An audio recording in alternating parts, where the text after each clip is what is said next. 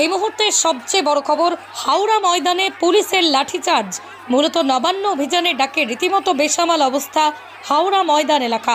আন্দোলনকারীরা পুলিশের ব্যারিকেড ভেঙে ঢোকার চেষ্টা করলে পুলিশ লাঠিচার্জ করে। জনতার পক্ষ থেকে ইট ছোড়া হয় পুলিশকে লক্ষ্য করে। জলকামান প্রয়োগ করা আন্দোলনকারীদের ছত্রভঙ্গ করতে।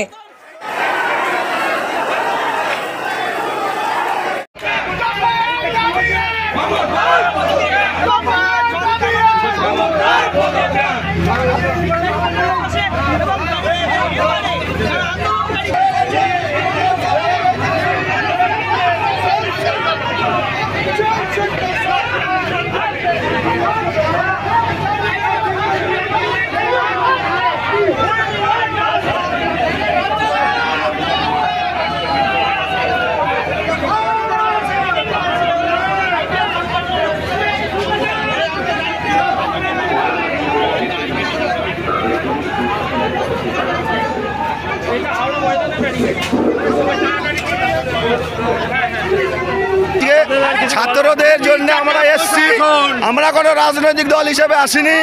আমাদের ছাত্রদের আন্দোলন আমরা এসছি। তার আমরা যে ডাক্তারকে মেরে ফেলেছে তার প্রতিবাদে আমরা এসছি। এই মমতা সরকার আমরা চাই না, এর পদত্যাগ চাই। এই 11 বছর 15 বছর আমাদের রাজ্য সরকার যা করছে, এতে আমরা কোনো রাজ্যে কোনো মানুষ ওর বড় খুশি। আমরা তার পদত্যাগ চাই। আগামীকাল 15 রোজ আমরা মেমারি থেকে চালিয়েছে বর্ধমানের জন্য তার মেমারি